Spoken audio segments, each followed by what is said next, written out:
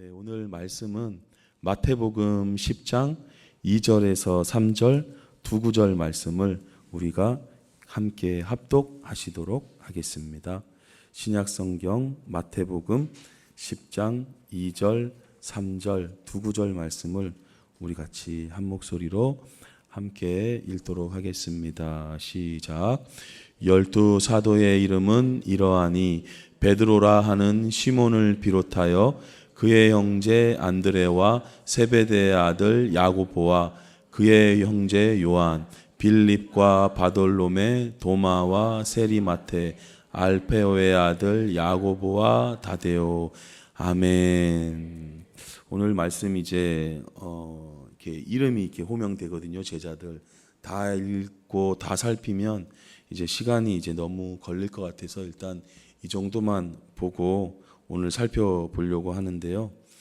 일단 사도가 일단 12명입니다. 그러니까 뭐 어떤 학자들은 그 하나님을 뜻하는 삼위일체 3하고 세상의 이제 어둠과 죽음을 뜻하는 4가 곱해져서 12로 하나님과 인간이 만나게 되는 숫자다. 이렇게 이제 설명하는 학자들도 있는데 여하튼 구약 때도 그 가정이 이제 민족으로 시작되어지는 숫자는 12의 숫자로 시작이 됩니다. 그래서 아브라함과 이삭과 이때까지만 해도 가정이고 약간의 민족적인 그런 부분이 있지만 시작이 되어진 이스라엘 민족으로 딱 시작이 되어지는 것은 야곱의 12 아들, 그것이 바로 12지파로 이렇게 형성이 돼서 나라가 되어지는, 그러니까 이 땅 가운데 육신으로 하나님의 나라를 형성해 가는 거예요. 근데 시작은 뭡니까? 가정이죠. 여러분 이 이해를 잘 하시기를 바랍니다. 그러니까 가정으로 시작된, 근데 이제 혈통과 육신이에요. 혈통과 육신으로 믿음으로 이렇게 계속 나아가야 했지만 그 가정의 어떤 부분에 이제 다 성령을 받은 게 아니었기 때문에, 그래서 육신으로 가정과 그 가정이 커져서 가문이 되고 나라가 되는 겁니다. 그러니까 구약도 하나님의 나라를 완성해 가고자 하는데 불완전했어요. 왜냐하면 성령을 받지 못했기 때문에 그들 가운데는 여전히 혈연과 믿음 없음으로 쓰러지고 이제 나중에는 결국 망하게 되죠. 그래서 육신은 망하는 거예요. 육신은 희망을 걸면 안 됩니다. 그래서 구약에서는 그 이스라엘 나라가 망하게 된 거예요. 근데 이제 신약에 와서 예수님께서는 그 가정으로 시작되는 나라가 아니라 이제 교회로 시작되는 나라를 이제 형성해 가는데, 그 교회를 시작해 가는 중심점이 마치 구약에서 야곱의 아들 12 그 이제 아들이 그것을 시작했던 것처럼 이제 예수님 하나님의 자녀된 12 사도가 교회를 시작하게 나가는 구심점이 되는 거죠. 그래서 그걸 통해서 교회를 통해서 뭘 이뤄나가는 거예요? 하나님의 나라를 이뤄나가는 거죠. 구약 때는 혈통으로 그것이 이루어졌지만 신약 때는 영통으로 이루어지는 거예요. 하나님의 영적인 DNA를 받는 거거든요. 구약에서는 부모님의 그런 어떤 DNA를 받았다면 신약에서는 하나님 아버지의 DNA를 받고 신앙생활을 해야 되는 거죠. 근데 이제 많은 그리스도인들이 여전히 혈과 육에 매이고 그런 생각에 이제 젖어 있기 때문에 좀 더 우리가 성숙하고 좀 더 이렇게 아주 멋진 그런 교회의 하나님 나라를 이렇게 펼쳐 보이지 못하는 그런 부분이 있는데요. 오늘 우리가 이 말씀을 통해서 더욱더 우리가 새로워져서 하나님의 나라를 아름답게 이뤄가는 우리 교회가 되기를 예수님의 이름으로 축복합니다. 자, 여기 12사도 맨 처음에 나오는 이름이 보면 시몬이에요. 여러분 우리가 베드로라고 이름을 더 잘 알고 있는데 사실은 그게 더 맞는 표현입니다. 왜냐하면 아빠로부터 지음받은 이름이 시몬이거든요. 근데 하나님 예수님으로부터 지음받은 이름이 베드로예요. 그래서 우리가 베드로 그 후의 거를 기억하는데 이게 더 맞죠. 바울도 사울이었잖아요. 이방 사도. 근데 우리가 사울보다는 바울을 기억하는 것처럼 우리가 신앙생활을 이렇게 해나가야 됩니다. 자, 시몬이 이제 어떤 사람이었냐 조금만 살펴보면요, 마태복음 14장에 보면 예수님께서 물 위로 이렇게 막 걸어오셨어요, 제자들한테. 그러니까 뭐 다른 제자들은 다 가만히 있는데 베드로는 가만히 안 있어요. 막 이제 예수님한테 저도 이제 뭐 저도 그러니까 뭐 보면 급하게 반응하고 또 급하게 풀 죽고 막 즉흥적이고 감정적이고 다혈질적이고 이런 사람이 누구냐? 대표되는 게 베드로예요. 그 베드로가 예수님 물 위로 이제 걸어오시니까 자기도 가만 있지 않고 예수님한테 질문해서 자기도 이제 물 이제 위로 막 내려가지고 걷는 거예요. 걷는데 많이 못 걸어요. 이번에는 또 바람을 보니까 거기에 또 마음이 뺏기는 거예요. 그래서 무서워가지고 이내 빠져가요. 그리고 막 또 소리칩니다. 주여 구원해주세요 하고 막 소리 막 치는 거예요. 그러니까 이게 베드로의 성격이에요. 베드로 성격이 이런 성격이에요. 어떤 분들은 이런 성격을 쓰신다 이렇게 얘기하지만 그거는 이제 바르지 않은 것입니다. 이따가 살펴보겠지만 자 그리고 16장에 보니까 예수님께서 이제 내가 십자가 지고 고난받고 결국에는 이제 죽어야 된다. 그리고 3일 만에 부활할 것이다. 이런 이제 가르침을 이제 제자들에게 얘기하는데 뭐 다른 제자는 또 가만히 있는데 베드로는 또 항변한다는 표현이 뭐냐면요. 대항하고 막 거의 반항한다는 그런 표현이거든요. 그러니까 안 됩니다 하면서 막 이러는 거예요. 그러면 사실은 인간적인 부분이 참 이렇게 나를 생각하는 것 같잖아요. 나 이렇게 안 된다 그러고 이제 내 편이 되는 것 같고 그러면 사람들은 다 좋아하는데 예수님은 안 그래요. 사탄아, 내 뒤로 물러가라. 너는 나를 넘어지게 하는 자로다. 왜 넘어지게 해요? 인간적으로 붙잡으니까. 하나님 나라를 이렇게 향해서 십자가를 지셔야 모든 영혼들이 구원의 길로 인도해지게 되는데 그 어떤 인간의 우리의 이런 따뜻한 그런 정 때문에 이거 안 된다라는 거예요. 그러니까 너는 사람의 일을 자꾸 먼저 관계를 생각하는도다 하면서 그렇게 지극히 인간적이고 그런 부분을 갖고 있어요. 또 조금만 또 하나 더 살펴보면요. 요한복음 13장에 예수님께서 제자들의 발을 이렇게 한 사람씩 씻어줍니다. 그러니까 사실은 또 다른 제자들도 뭐 이렇게 겸연쩍지만 다 이렇게 가만히 있고 이렇게 했는데 베드로 가만 안 있어요. 베드로가 말합니다. 내 발을 절대로 씻지 못합니다. 이거 우리가 씻어도 우리가 씻어야 어떻게 예수님께서 우리의 발을 씻어주십니까? 제 발은 안 됩니다. 막 이러는 거예요. 근데 예수님께서 말씀하시거든요. 내가 너를 씻어주지 않으면 너는 나와 상관이 없다. 하니까 바로 또 입장이 바뀌어가지고 주여 그러면 발뿐만 아니라 손과 머리 온 몸을 그냥 씻어주세요. 금세 바뀌잖아요. 누구냐?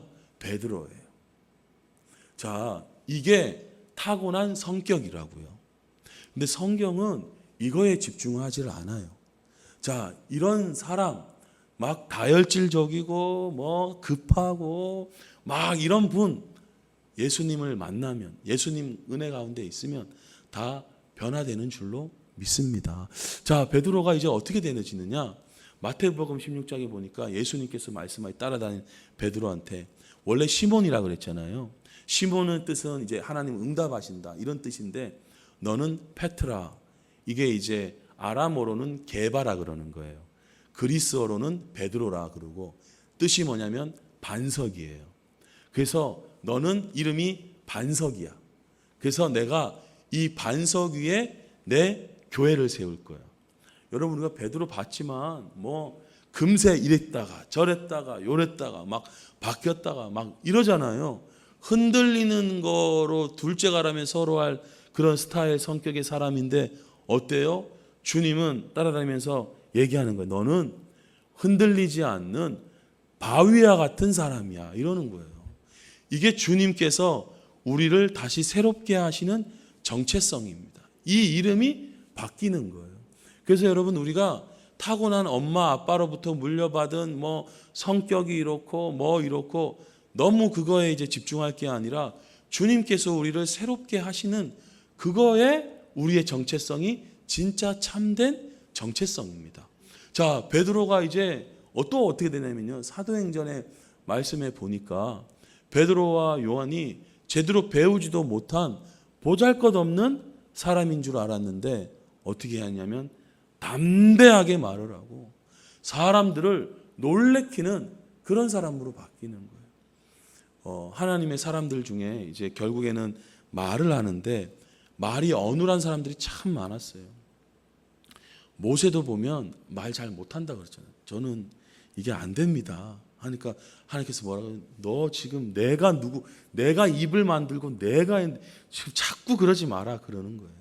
그러니까 말재간 좋다 뭐 그거 자랑할 필요도 없고 실수가 많아요. 오히려 말이 많으면 그 차라리 말을 잘 못하고 어눌하고 부끄러워하는 그런 사람들이 주님 만나서 바뀌어서 담대하게 막 말하는 그런 모습들을 이제 보게 되거든요. 그 중에 한 분이 누구냐? 베드로인다 겁니다. 베드로. 아, 시몬이었는데 베드로로 바뀌어지게 되는구나. 이것이 오늘 제자들의 이 이름 첫 번째 베드로라 하는 시몬을 비롯하여 이 뜻에 담긴 이름의 변화입니다. 그리고 이제 그의 형제 안드레가 나오고요. 안드레는 자기가 이렇게 뭐 튀기보다 베드로하고는 좀 반대인 것 같아요. 항상 다른 사람들을 이렇게 또 세워나가는 그런 분이었거든요. 그러니까 이 선천적인 성격은 상관이 없어요. 자, 이번에 두 번째로 한번 살펴보고 싶은 제자는요. 여기 다음에 2절에 보니까 세베대의 아들 야고보와 또 그의 형제 요한입니다. 자, 이분들 처음에 예수님하고 이제 다닐 때 성격이 어땠냐면 세베대의 아들 야고보와 또 야고보의 형제 요한이니 이 둘한테는 예수님께서 무슨 이름을 더해 주셨냐면 우레의 아들이란 이름을 더하셨어요. 초반에. 그러니까 뭐냐면 천둥 소리 같다 이거예요. 아마 목소리도 되게 컸을 것 같고 뭐 그냥 하면 불 같은 성격을 또 갖고 있는 분들의 대표 주자인 것 같아요. 야고보하고 요한이.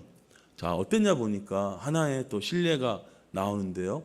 누가복음 이제 9장에 보니까 제자 야고보와 요한이 어땠냐면 이제 사마리아 동네를 이제 지나가고 있는데 이 동네에서 예수님 안 받아들이는 거예요. 안 받아들이니까 화가 나는 거예요. 그래서 뭐라 그러냐면 예수님, 우리가 불을 내려가지고 하늘에서부터 내려가지고 저것들을 그냥 확 그냥 멸망시키고 죽이라고 그냥 그렇게 하기를 원하십니까? 막 이래요. 우리 왜 전도하다가 안 받아들이면 막 저도 가끔 그런 분들 뵀는데 화가 나가지고 지옥불에 떨어진다고 막 하면서 그냥 막 쏟아 붓는 그런 분들이 있죠. 그런 상황인 거예요. 예수님 안 받아들이니까 그냥 하늘로 저것들이 하면서 그냥 하늘로부터 그냥 불을 내려가지고 그냥 확 그냥 바로 심판해야 되지 않겠습니까? 했던 사람들이 누구예요? 야고보와 요한이에요. 이 스타일이 엄청 급하신 것 같으세요. 근데 이게 이분들만 그런 게 아니고 제가 보니까 엄마가 좀 먼저 그런 스타일이신 것 같아요. 마태복음 20장에 보니까 이분들의 엄마, 세베대의 아들들의 엄마가 그 아들들을 데리고 오는 거예요. 야고보와 요한을 데리고 예수님께 와서 탁 절을 합니다. 이 치맛바람을 막 일으키는 거예요.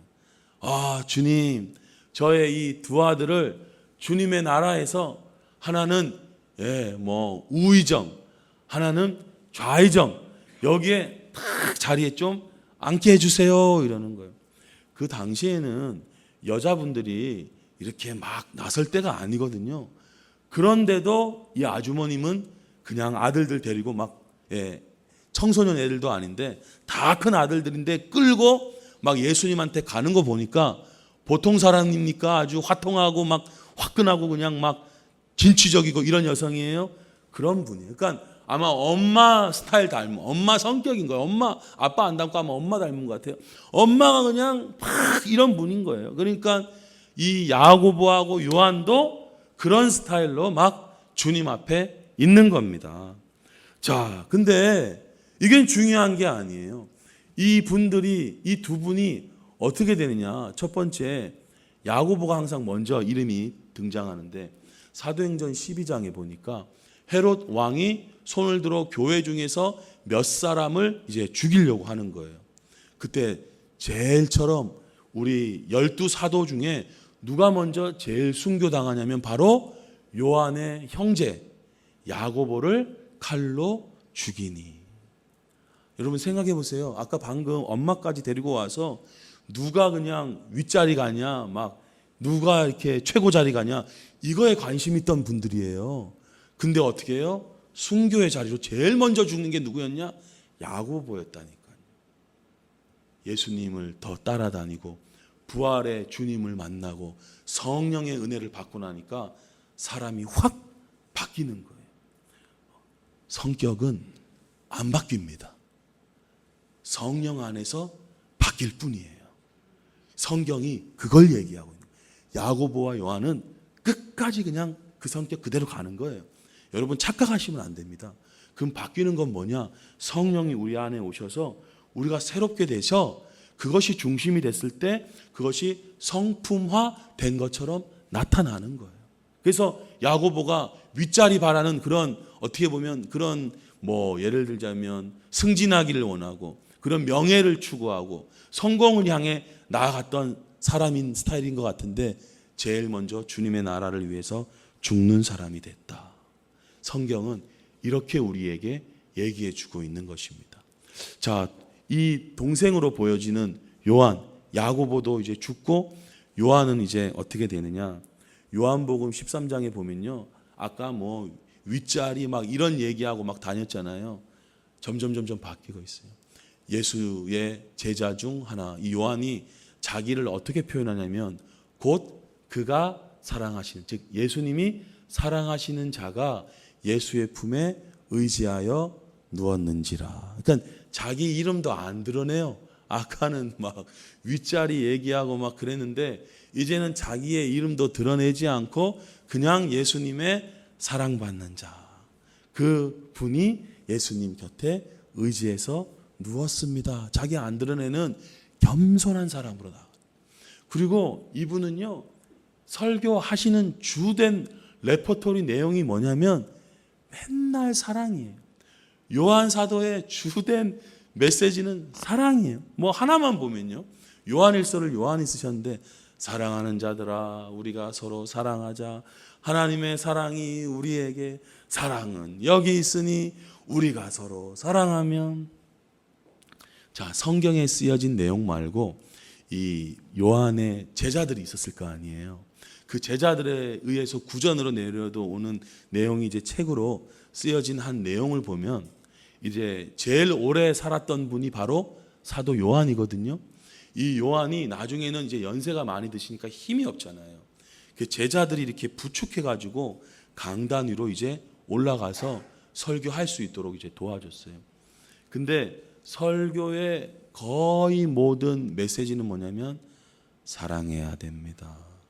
사랑해야 됩니다. 사랑해야 됩니다. 이 내용이 있대요. 어느 정도였냐면 성도님들이 이제 좀 다른 말씀 좀 전해 주십시오 할 정도. 불평을 할 정도. 목사님 예를 들면 맨날 사랑입니까? 이런 내용이 불평이 나올 정도로 요한이 맨날 사랑이었다. 그런 불평이 들려와도 아닙니다. 사랑이 최고입니다. 그렇게 바뀌었다라는. 사도 요한이 어떤 사람이었는데요? 하나만 더 보면요, 누가복음 9장에 요한이 다니다가 자기네, 그러니까 예수님을 따라다니는 무리가 아닌데 예수의 이름으로 귀신을 쫓아내는 거예요. 근데 그러면 당연히 그 라이센스를 갖고 있으니까 우리와 함께 다녀야 되잖아요. 근데 안 다니니까 하지마, 이런 사람이었다니까요. 그러니까 여러분, 예수님 안 따라다녀도 예수님의 이름이 너무 능력이 있기 때문에 예수님의 이름으로 귀신 쫓아낼 수도 있는 거예요. 그러니까 기독교인 아니래도 이단들이라도 이런저런 현상들이 나타날 수 있는 겁니다. 근데 이제 요한이 그거 보고 안 돼 하면서 이랬던 분이거든요. 근데 어떻게 해요? 맨날 나중에는 변화되어지니까 어떻게 해요? 사랑, 계속 사랑, 계속 사랑. 반발이 막 일어나도 사랑. 끝까지 사랑하는 사람으로 바뀌었는 줄로 믿습니다. 자, 근데 이게 이런 한 사람 한 사람만 이제 이런 모습이 있었던 게 아니라 초대 교회도 되게 문제가 막 드러나 있었어요. 사도행전 6장에 보면 이제 갑자기 제자들이 이제 많아지니까 다 초신자잖아요. 교회에 초신자들이 많이 이제 유입이 됐는데 그렇게 되다 보니까 교회가 하나가 돼야 되는데 하나가 안 되고 헬라파 유대인들이 자기의 과부들이 매일 구제에 빠지고 문제가 생기는 거예요. 그러니까 그 주류가 누구였냐면 히브리파 그리스도인들이었던 것 같아요. 그러니까 히브리파 사람을 막 원망하는 게 교회 가운데 막 일어나는 겁니다. 이제 막 그렇게 원망과 불평이 교회 내에 일어나더라. 자, 고린도 교회도 보니까 예루살렘 교회고요. 이제 고린도 교회도 보니까 이런 이야기가 있어요. 얘들아, 그러니까 이제 바울이 듣는 거예요. 내가 이제 들리는 말이 있는데, 너희에 대한 말이 들리는데, 너희 가운데 교회에 분쟁이 있다는 것이라. 뭐 어떤 사람은 나는 바울, 어떤 사람은 나는 아볼로, 막 어떤 사람은 게바, 어떤 사람은 나는 그리스도, 막 이러고 막 이제 파가 나눠지는 거예요. 그러면서 이제 바울이 얘기하죠. 그리스도께서 어찌 나누어졌느냐 이러는 거예요. 그러니까 교회가 막 나눠지고 있는 거예요. 뭐 요즘 말로 하면 뭐 전임 목사님 파, 그 다음에 후임 목사님 파. 이거 바른 겁니까? 잘못된 겁니까? 잘못된 거예요. 이렇게 나눠지면 안 된단 말이에요. 그래서 막 분쟁이 일어나는 거예요. 에베소의 교회는 또 어땠는 줄 아세요? 에베소의 교회도 유대인들하고 이방인들하고 막 나눠진 거예요. 에베소 그 서신서 보면. 근데 이제 바울 사도가 이렇게 얘기합니다. 이제 우리가 그렇게 지내면 안 된다. 예수님의 십자가로 이 유대인과 이방인 이 나눠진 것을 한 몸으로 세우셔서 하나님과 화목하게 하려 하십니다. 그 유대인과 이방인의 원수된 것을 십자가로 소멸하셨다. 그리고 그의 안에서, 즉 예수님 안에서 건물마다, 이게 우리가 건물로 또 비유를 하고 있는 거예요. 건물마다 서로 연결하여 그 주님 안에서 우리가 뭐가 되어진다라는 거예요? 성전이 되어진다라는 거예요. 그러니까 우리가 한 사람 한 사람도 성전이지만 우리가 점점 모여서 큰 성전이 되어가고 함께 지어져 가느니라. 이렇게 이제 이야기합니다. 자, 22절 마지막 절에 보니까 어떻게 된다 그래요? 지어져 간다 그러잖아요. 그러니까 예수님 믿고 한순간에 확 바뀌는 게 아니라 점점 지어져 가는 거예요. 예수님께서 마가복음 4장에 이렇게 이야기하셨습니다. 우리 한번 다 같이 읽어보겠습니다. 시작. 하나님의 나라는 사람이 씨를 땅에 뿌림과 같으니 그가 밤낮 자고 깨고 하는 중에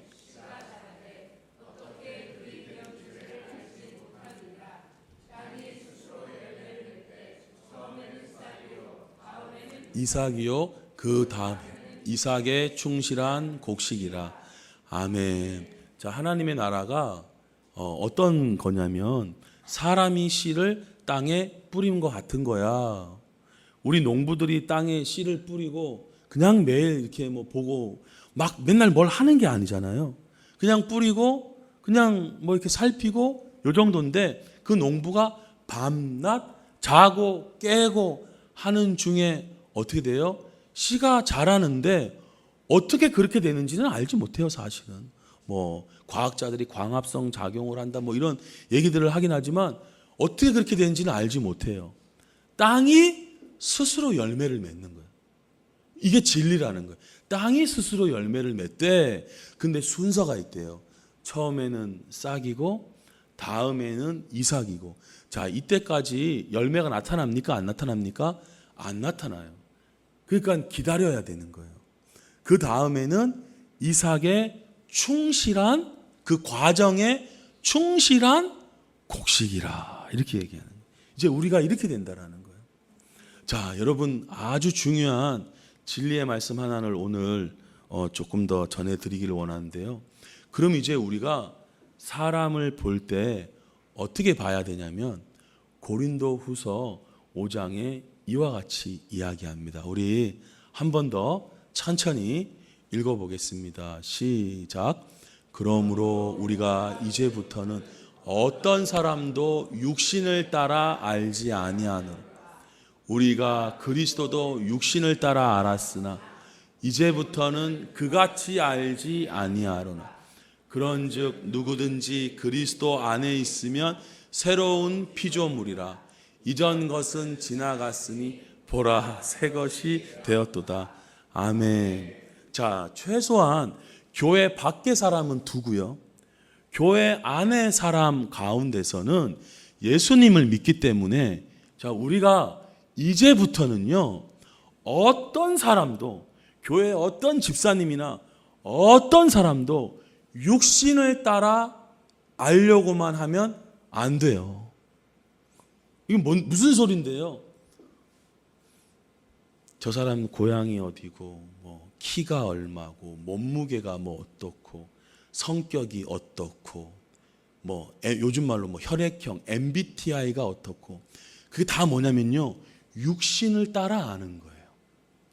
온통 그리스도인들조차 이 세상의 흐름이 막 들어와서 사람을 볼 때 육신으로 자꾸 아는 거잖아요. 근데 여러분, 우리가 예수님을 육신을 따라 잘 알려고 합니까? 우리도 처음엔 자꾸 그런 얘기가 할 수 있어. 베들레헴이란 촌동네에서 태어났어. 뭐 키는 몇 센치야, 몸무게는 어때, 옷 스타일은 어때, 성격은 어때. 우리가 그렇게 합니까? 그렇게 얘기하지 않아요. 가끔 이제 그런 얘기를 하긴 하지만 주로 얘기하는 건 뭡니까? 만왕의 왕이요, 주님의 주시고, 그분은 모든 만물 위에 뛰어난 분이시고, 십자가를 지신 분이시고, 세상의 왕이시며 우리를 살리신 분이시고, 부활하신 주님이시고, 우리가 그런 고백을 할 때 어떻게 해요? 그런 은혜가 넘치는 거예요. 근데 우리가 맨날 모여서 예수님 키가 얼마고, 요즘에는 뭐 예수님 한때 뭐 몸무게가 얼마까지 나가셨고, 성격은 어떻고, 이런 스타일이고, 이런 음식 좋아하시고, 이런 흐름 따라, 아니라는 거예요. 자, 우리가 예수님을 그런 육신을 따라 하지 않고 진짜 참된 정체성으로 알듯이, 이제 우리가 어떻게 해야 되냐면, 어떤 사람도 육신을 따라 자꾸 알려고 하면 안 돼요. 우리의 말들과 생각이 자꾸 저 집사님 성격이래, 저 집사님 스타일, 심지어 가정에서도 애들한테 너는 엄마 닮아가지고, 너는 아빠 닮아가지고, 여러분 계속 그렇게 규명짓고 그렇게 판단하면 그 스타일로 계속 가는 거예요. 그래서 가정이 안 바뀌고 교회가 안 바뀌는 거예요. 우리가 이제부터 어떻게 해야 되냐면, 어떤 사람도 육신을 따라, 성격을 따라, 선천적인 성품을 따라 알려고 하시면 안 돼요. 이제부터는 그같이 알지 아니하노라. 여러분, 이 말씀이 오늘 우리들의 말씀 되시기를 예수님의 이름으로 축복합니다. 자녀들을 양육할 때도요, 자꾸 너는 이런 성격이고, 너는 자꾸 이렇고, 너 스타일은 이렇고, 아까 우리 베드로나 요한이라 이런 부분들이 규명되진 않았지만, 그냥 이럴 것이다라고 우리가 사건들이나 에피소드를 통해서 추측한 거잖아요. 근데 그것이 그분들의 정체성이 아니잖아요. 성령 안에서 바뀌어진 게 그분들의 정체성이잖아요. 자, 그래서 이제부터는 우리도 그같이 알지 아니하노라. 왜냐하면 그런즉 누구든지 그리스도 안에 있으면, 우리가 지금 그리스도 안에 있습니까? 그리스도 밖에 있습니까? 우리는 지금 그리스도 안에 있습니다. 그리스도 안에 있으면 우리는 어떤 사람들입니까? 새로운 피조물입니다. 변화되어지는 육신의 변화, 성격이 바뀌고, 뭐 조금 이제 옛날에는 내가 그래도 완전히 못 참았는데 요즘은 조금 그래도 한두 개씩 참어, 이런 게 아니라, 그런 육신은 십자가와 함께 못 박혀 죽었고 이제는 완전히 새로운 피조물인 것입니다. 이거를 이해를 하지 못하니까 예수 믿는 사람들도, 어제도 어떤 애가 그러던데, 결혼할 때 성격 좋은 사람 만나야 된다, 예수 믿는 거 필요 없다, 막 이런 식의 느낌까지 갖는 분들이 굉장히 많아요. 제가 많이 듣거든요. 예수 믿는 사람하고 결혼해 봤는데 성격이 최고다. 그게 왜 그런 현상들이 나타나느냐? 육신으로만 지내니까 그러는 거예요. 대부분의 그리스도인들이 육신으로 지내니까, 인간적인 성격으로만 지내니까 그런 현상들이 나타나는 거예요. 여러분, 그러나 교회 다니는 우리 예수님의 믿는 그런 분들은 이제 육신의 사람이 아니라 성령의 사람이고 새로운 피조물이고, 이전 것은 바뀔 게 아니라 이전 것은 지나가고 새 것이 되는 줄로 믿으시기를 바랍니다. 자, 근데 이것이 왜 우리 가운데 더 원활하게 안 나타납니까? 라고 물으신다면, 육신의 말을 하고 육신으로 사람을 보고 육신으로 자꾸 그 사람을 알고, 그 사람 학교 어디 나왔대? 직장은 뭐래? 돈을 얼마 버는데? 그 사람 스타일 어떻대? 성격 어떻대? 얼굴 보니까 눈매가 아주 매섭던데? 성깔 있겠어? 뭐 이런 식으로 가니까 맨날 그거 육신에 계속 머물러 있는 거예요. 그렇게 되면 안 돼요. 목사님, 육신은 어떤 특징들이 있습니까? 그거 자주 얘기했잖아요. 갈라디아서 5장에 보니까 육신의 일은 분명합니다. 음행, 더러운 거, 원수 맺는 거, 분쟁, 시기, 분냄, 당 짓는 거, 너 여당이야, 야당이야, 너 파란당이야, 빨간당이야, 교회에서도 엄청 다 당 짓는 거, 너 뭐 무슨 담임 목사님파야, 전임 목사님파야, 그런 것들에 대한 것들, 술 취하고 방탕하고 그와 같은 것들이라. 여러분, 우리가 이 중에 우리 육신이 안 속하는 거 있습니까? 어떤 사람은 잘 내 편, 네 편 막 갈라지잖아요. 우리하고 좀 안 맞으면 잘 안 어울리잖아요. 다 어울립니까? 친한 사람하고만 어울립니까? 나눠지잖아요. 우리 그렇잖아요. 화낼 때 얼마나 많아요? 당 짓는 거 많고, 방탕할 때도 있고, 음란할 때도 있고, 우리 뭐 안 속하는 거 없잖아요. 근데 그걸 자꾸 얘기하거나 자꾸 그것을 저 사람 그래라고 규명할 필요가 전혀 없어요. 왜냐하면 우린 다 그런 거니까. 육신은 그런 거니까. 그 말을 주로 얘기할 필요가 없는 거예요. 제가 이 얘기를 하면 어떤 분들은 목사님 그거 솔직한 거 아닌 거 아닙니까? 아니요. 육신의 얘기를 자꾸 하는 게 솔직한 게 아니라 성경의 진리의 얘기를 자꾸 얘기하는 게 하나님 보실 때는 솔직한 거예요. 육신으로 자꾸 얘기하는 게 솔직한 게 아니라 성경의 이야기를 자꾸 얘기하는 게 솔직한 거라니까요. 성경의 이야기는 뭐였습니까? 이제 우리가 사람을 육신을 따라 알지 아니하노니. 세상 사람들은 성령을 못 받은 분들이기 때문에 그분들은 성령을 따라 알 수가 없어요. 새로운 피조물이 아니에요. 그런데 그리스도인은 새로운 피조물입니다. 부디 제가 원하는 거 여러 개 중에 한 개가 뭐냐면 우리가 더 성령, 그러니까 육신의 일을 저버리고 성령의 은혜를 자꾸 말하고 자꾸 고백하고 자꾸 사람들을 볼 때 그 사람으로 그렇게 보기를 힘써서 빨리 더 새로운 열매를 많이 맺어가는 거예요. 그럼 이제 그 열매는 어떤 겁니까? 바로 밑에서 얘기하거든요. 오직 성령의 열매는 사랑이라 화평으로 참 자비 뭐 이런 것들. 그러면 자 이제 이것을 어떻게 할 것이냐? 여러분 자녀를 볼 때 답답해가지고 저거는 그렇게 육신에 대해서만 판단을 할 게 아니라 너는 오래 참는 아이구나.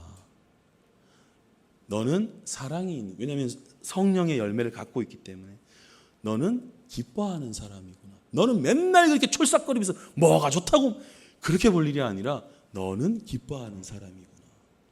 여러분 집사님들을 볼 때 어떻게 봐야겠어요? 저분은 성격이 세 보여. 가까이 하기 힘들어. 그게 아니라 사랑이 많은 집사님이구나. 저분은 자비가 있으신 분이구나. 저분은 충성하는 분이구나. 저분은 온유한 분이구나. 자꾸 이렇게 얘기를 해야 돼요. 자꾸 자녀에 대해서. 왜냐하면 그 근거는 뭐냐? 우리가 다 성령을 갖고 있기 때문에.